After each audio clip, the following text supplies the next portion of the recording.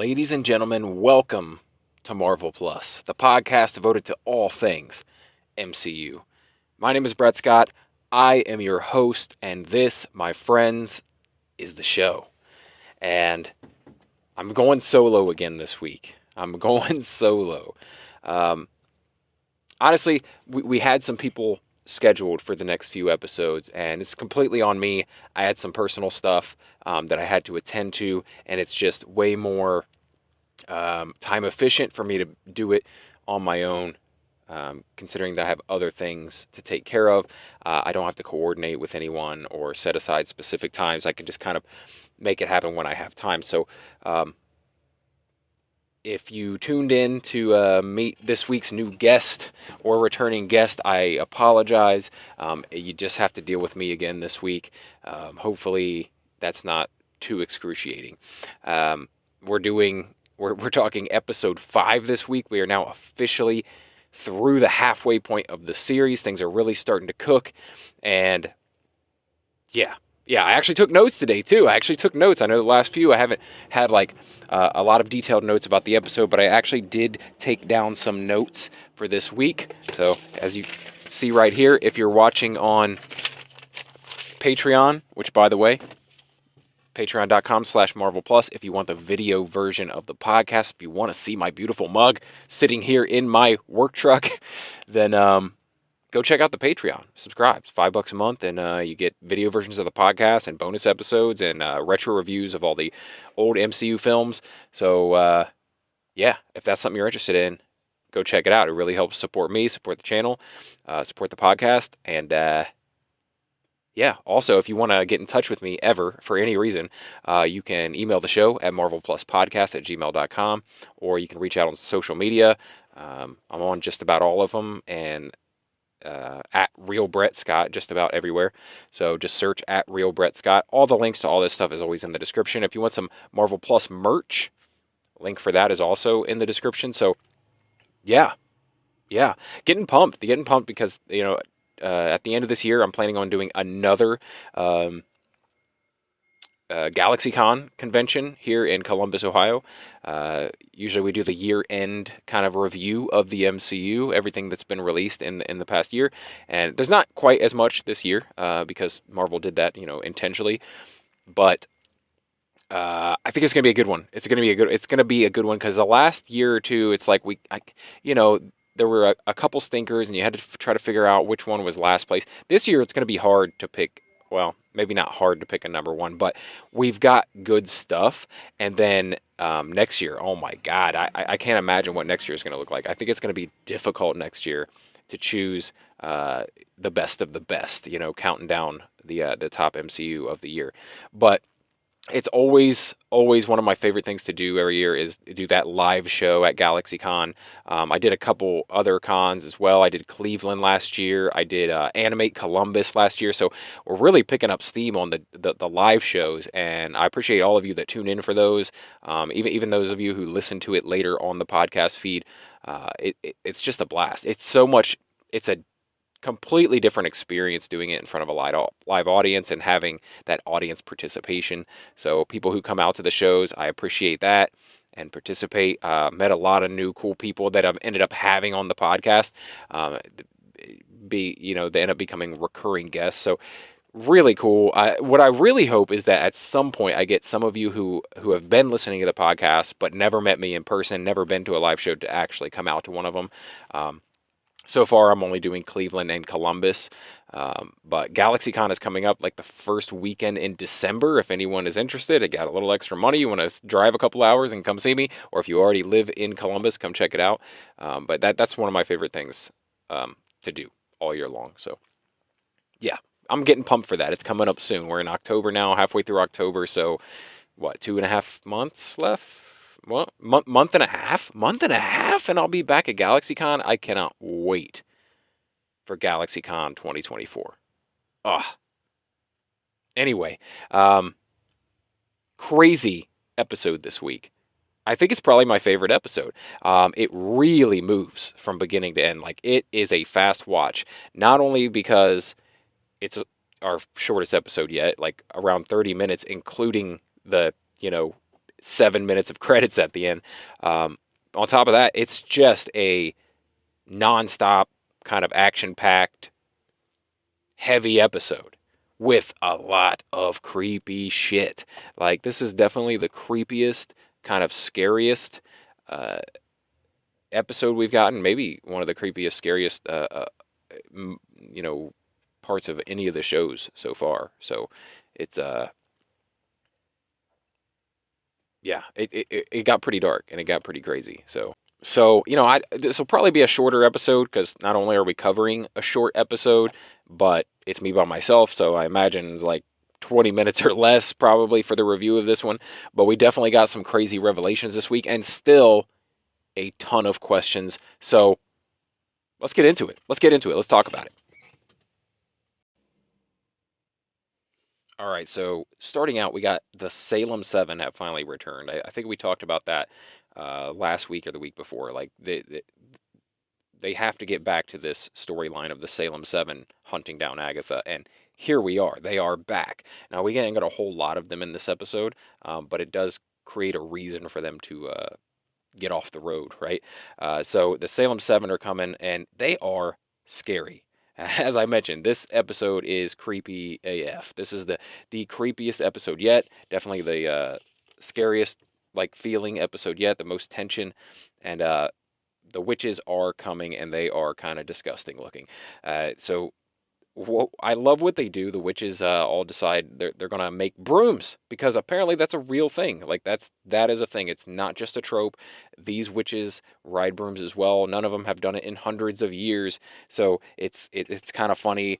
They feel like they're being reduced to their lowest common tropism. They've all got to do this thing and it's like, oh god, this is so cringy because we've been trying to not be the stereotypical witches for the longest time, and now we have to make brooms to fly away. So they make brooms out of like random branches and stuff that are around. Even Teen gets a broom, and they start flying away. They're escaping, and they're all kind of enjoying the brooms. They're like, yeah, they were hesitant to go flying on these brooms because it was so cliche, but they're all clearly enjoying this little game of Quidditch. So the only thing is the road won't let them fly for long. Like the road pulls them back. And so right at the last second, as they're being pulled back to the road, they see a house. Just like the other trials, there's like a house that they have to go into. And so they see this trial, and that's how they escape. They're like, well, let's run into this trial, and then the Salem 7 can't get us. And apparently that works, because once they're inside the house, they are now in different outfits. Agatha's always got the best outfit. Agatha's outfits are on point every single week. Like, they're all great, but Agatha always has the best outfit. I love it. So they're in there. They're safe from the Salem 7, and they realize that the only thing there to do that they can find as of like a trial is there's a Ouija board, and the Teen says we have to Ouija, and she's like, it's not a verb. It is now, bitch. It is a verb. Look, I'm gonna work that into my life somehow from now on. I love the idea of using Ouija as a board. A board. Ouija as a verb. Because I could see myself using that. Like, just like wanting to, like, when I think about maybe a significant other that passed away or something, like, oh, we could Ouija that dude. We got to Ouija him. Hey, we got to Ouija Chris and have a conversation. We need a Ouija, you know what I mean? I love it. I love the idea of doing that. So that's definitely a part of my life now. Anyway, after some screwing around with the Ouija board, Agatha like impersonates the ghost of Mr. Shart. Which, if you're watching this episode, I think you know what I'm talking about. Like, I heard someone else online doing their review of this as well, and they did the exact same thing. Like, it spells out MRSHART. Like, that's Mr. Shart, right? I think it's because we were all expecting like Nicholas Scratch or Death or something, and it ends up being Mrs. Hart. It's not really Mrs. Hart. It's Agatha doing her ridiculous impersonation of Mrs. Hart, which wasn't bad. It was pretty good, but it was like they didn't use Mrs. Hart's voice or anything, so it was literally just Catherine Hahn doing her impression. Um, but it was great nonetheless. But there was no real ghost yet. But then eventually, they actually make contact with the ghost of Agatha's mother, which I believe was part of that original coven that she stole the powers from, right? Pretty sure. Um, doesn't matter. The Agatha's mother possesses her body and starts to attack the coven. And once again, scary as hell. Like it is, she looks terrifying coming after them. And eventually they kind of pull them apart. The mother reveals herself, who she is, and she says, like, you guys are all fools for working with her.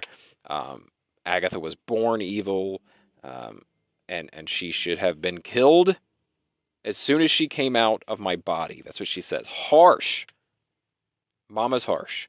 Um, but yeah, after this whole spiel telling them how terrible Agatha is, the group kind of thinks about leaving Agatha with her mom. Like, we can escape this trial right now. We just let Agatha stay with her mom and we can go. Because the only danger to us here in this trial is Agatha, right?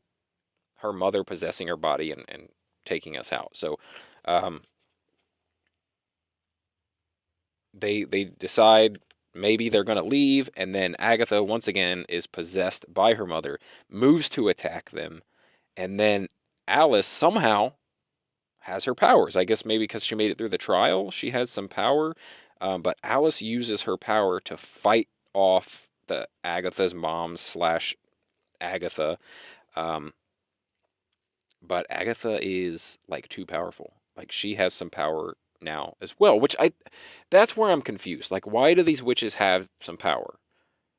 It doesn't make any sense. Like, Alice has the orange power, Agatha has her purple powers, and they're like going at it. And I don't quite understand why they have powers when most of them are going through this trial because they don't have powers or they're bound or what have you. So, a little confused by that. But maybe that's just lazy writing. I don't know.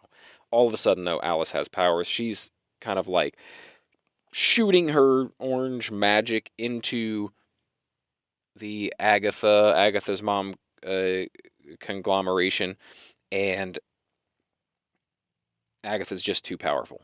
She's too powerful. She starts using her purple powers back against Alice, and then like this lust overcomes her. And then it's really Agatha. I don't even know if it's really like her mom anymore. It's Agatha stealing the power from Alice, just like she did her coven, like kills Alice.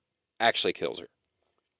Um, the teen is still on the Ouija board he's communicating with some entity that's there that seems to be trying to help them, and he's like, who is this, who am I talking to? And it spells out Nicholas Scratch, which as we know is Agatha's son that she traded for the Darkhold, and she yells out the name Nicholas Scratch, and that like separates Agatha's mom's ghost from Agatha and kind of ends the trial, right? Like, apparently all they had to do is yell out Nicholas Scratch, and that would complete the trial. So that's what happens. Teen does that, but then when everyone realized, like, Alice is dead. Alice is dead now, and Agatha killed her and stole her power.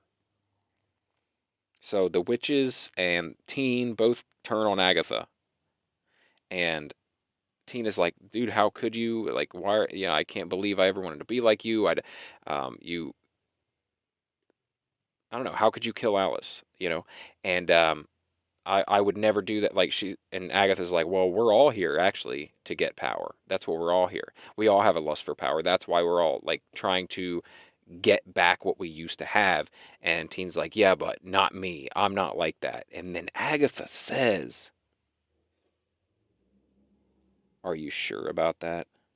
And she gets this crazy like grin on her face. It's like she recognizes now who Teen really is. And she says to him, you're so much like your mother. And it's like, what? What? Is she saying that this is her son? You're so much like me? Is she saying that, like, that's what I thought in that scene, you know? And then all of the sudden, Teen uses his powers. What? Everybody has powers now. Teen has powers. He uses his powers and he like zaps Agatha and like forces her into this like black goo uh quicksand thing, and it like shoves her underground, and then all of the other witches too. He's like in this rage, and he sends all of the witches down into this like tar pit goo thing. They disappear, and it's just him. And then we get this.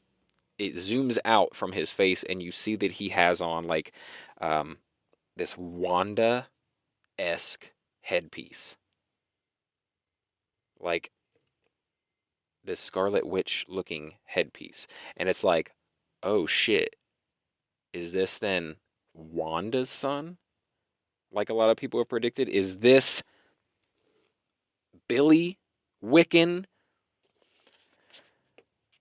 So crazy. I'm guessing that's what they're trying to say, because she said you're so much like your mother, and then she attacks, and then he has the tiara slash headpiece thing, and I think that's what the episode was saying, is that this is Billy, this is Wiccan, this is Wanda's son somehow taking revenge. Maybe he didn't even realize who he was until now. I don't know. Or was he tricking them the whole time? Um, did Agatha, is that what that was? Was she realizing who he was? Has she known for a while? What the hell's going on? And then what is his aim here? Is it just to punish Agatha? Is it just to, like, is it to get more power? Like, what? Is he trying to resurrect his mom? Is that the direction we're moving in with the series? I hope not, and I hope they don't make the Agatha series all about resurrecting Wanda in the end. That would, for me, that would not be ideal. Um, but anyway, I don't know. I don't know where this is going. I have no idea where this is going.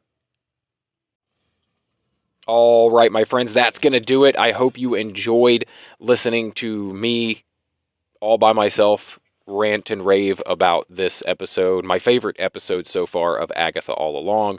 I'd love to hear what you guys think of it. Always, please reach out. There's a Marvel Plus Facebook group. Just search Marvel Plus Podcast on Facebook. Reach out to me on social media at Real Brett Scott. Email the show if you're interested in being a guest on the show, much like you've heard plenty of other guests be on the show. I take all comers. Anybody who loves this stuff, anybody who loves the MCU, I'd love to have you on the podcast to discuss an episode. Let me know in the comments. What am I talking about? I have a YouTube channel as well, so every once in a while, I forget what I'm doing. Am I doing the podcast? Am I doing the YouTube? What am I doing here? But yeah, reach out. Let me know. MarvelPlusPodcast@gmail.com. Hey, and if you want video versions of the podcast so you can see me flub up my lines. I say lines. But there's no lines. This is off the cuff. So if you want to see me make these mistakes, and you can actually see my stupid face making the mistakes as they happen, go check out the Marvel Plus Patreon at patreon.com/Marvel Plus. You can see the video versions of each podcast. Also, extra bonus episodes, retro reviews of MCU films, all kinds of cool stuff. So go check out the Marvel Plus Patreon. It's only $5 a month if you're interested in it. What's $5 a month anymore? $5 a month is nothing. $5 a month is like if I was charging 50 cents a month 3 years ago when I started the podcast. So inflation is crazy. Anyway,